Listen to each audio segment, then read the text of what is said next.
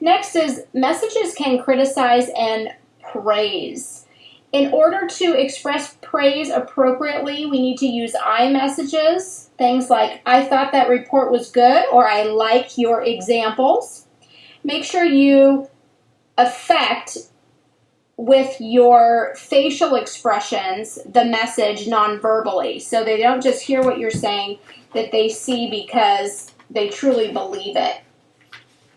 Next is name the behavior you're praising. Be very specific, not like, that was good, that was good.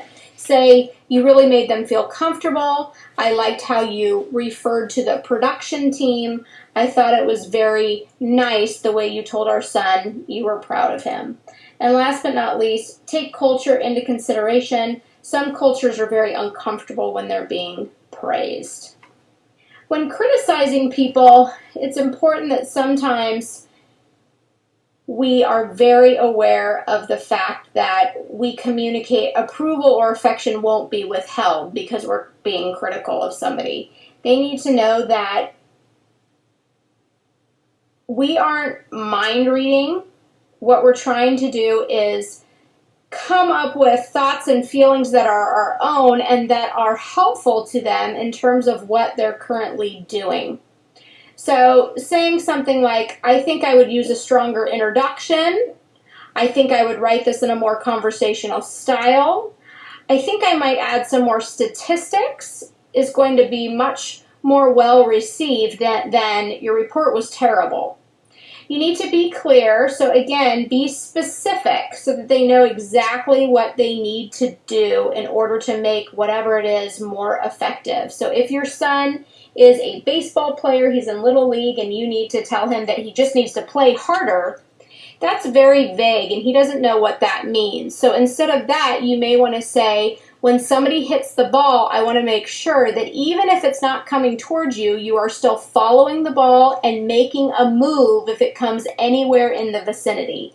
The more clear you are, the more likely that person is to understand, receive it well, and then apply it. Don't order or direct people. You don't say, do this, don't do this. What you should say, again, is, I think that this might be a better approach. You might want to do this. You don't want to be sarcastic.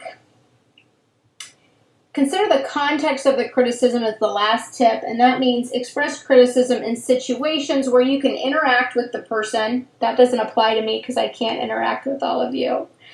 And we want to express attitudes in dialogue, so that means we give them an opportunity to respond, and we have some charisma in our voice that shows that we really do care about them and we're really trying to help them. But if our voice doesn't sound like we care about them and we're trying to help them, then they're going to get a different approach. Whenever possible, try to criticize in private. Don't do it in front of other siblings. Don't criticize your wife in front of her friends or your friends, and don't criticize other employees around their coworkers.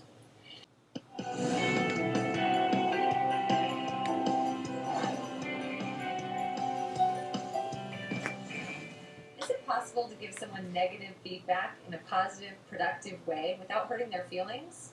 You better believe it is. My name is Principles7. I'm the managing editor of OfficeArrow.com, and today I'm going to show you how to give helpful criticism without making others angry or defensive. And I've asked our marketing associate, Lauren Elder, to help me out. Hey Lauren, that project you worked on the other day, you completely messed it up and I basically had to redo the whole thing. Okay. Yeah, so how did my criticism make you feel? Well, I have no idea what project you're talking about. You also gave me no details on how I completely messed it up. And I kind of hate you. Alright, so that was an example of unconstructive criticism. Constructive criticism is meant to help people. It's all about providing honest feedback that will inspire a person to improve. It's not about hurting someone or making yourself feel better or sharing your disappointment. So to do this, remember the following 3 points. Don't attack or insult the person in any way. Try to approach them from a place of respect and professionalism and convey a desire to help them improve. Talk about actions and specific things, not about the person. Avoid vague or overly generic criticism like, you always make mistakes, or I can't stand it when you do this. Take the personal out of it. Avoid focusing solely on what you don't like or what they did wrong. Share the positive if there is any, and offer positive suggestions as well. So when you pull all this together, it might sound like this. Chrissy, I appreciate the criticism that you gave me earlier, but I think that with some practice you could improve. I would suggest to provide more details next time, and also some suggestions on how I can get better in the future. See how easy that was? When you give criticism like this, you're much more likely to have a positive outcome. You won't make people angry and you won't send them off on the defensive. Instead, they'll listen to your words, take them to heart, and hopefully they'll thank you for it. For more assistance on communication issues just like this one, visit officearrow.com. I'm Chrissy Civic. And I'm Lauren Elder. Thanks for watching, and we'll see you next time.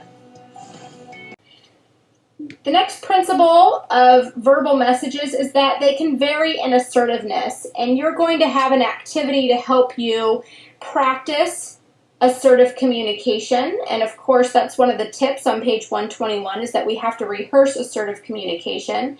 But there are 4 steps that help us communicate assertively. The first is to describe the problem. Don't evaluate it and judge it. Just describe what the problem is using an I message. Do not accuse or blame. The next portion should state how the problem affects you. How are you being affected by their particular behavior or the problem at hand? Next, propose solutions that are workable. People have an okay time proposing solutions, but what workable means is that the other person can actually do it without too much grief or too much upheaval being caused in their lives. So a solution is not just a solution if it works for you, it's a solution that works for both of you and the other person can easily do it. That's a very important component and something I see students leaving out of that particular assignment in chapter 5. And then last, you want to confirm understanding. So you understand that you can't play your music after 10 o'clock Monday through Thursday then? I just gave you guys one of the answers for that activity this week. So hopefully you're being rewarded for listening to these lectures. The next principle, messages can confirm and disconfirm. To confirm somebody, you acknowledge the presence of the other person and you indicate that you accept them. Whoever they are, you accept them just as they are. Disconfirmation says basically what you have to say or who you are doesn't really matter, and it's not worth my time or attention. Disconfirmation ignores, it makes no nonverbal contact, it's monologue in nature, we jump to interpretations, we discourage, and we don't respond. All of those are very disconfirming. In order to confirm somebody, we would want to acknowledge them. We want to make nonverbal contact, make eye contact, touch them, hug them, kiss them, maybe put your hand on the shoulder. Engage in communication so both people have a turn. Demonstrate understanding. Use your perception checking to ask them, is this what you meant? Paraphrase back to them like we saw in chapter 4 during active listening. Demonstrate an understanding of what they say and mean. When doubt, ask questions. Encourage the other person to express their thoughts and feelings, and then respond directly and exclusively to what the other person says. Messages also vary in cultural sensitivity, and this is the very last principle that we have to discuss here before we get into the guidelines. And that means that sometimes we can confirm people from other cultures, and other messages we send disconfirm who they are. So it's important that we do is we examine and use preferred cultural identifiers to use in talking to and about different groups. Race and nationality, you need to know that Hispanic people may prefer being called Latina or Latino. White is generally referred to those who are European. Do black people want to be called black or do they want to be called African American? It would be important to find that out. Indian people, are they from India or do you mean Native American people? And what's the preference of the person who you're interacting with? It would be important to find those things out. Your textbook also goes into homosexual versus heterosexual, gay. What words do people want to use? Is it okay to call somebody a lesbian or a gay man? There's certain other words for gay men that we would never use because it would not show that we are culturally sensitive. Age, and then sex and gender obviously are going to be part of understanding different cultures and using our verbal messages to confirm those other people.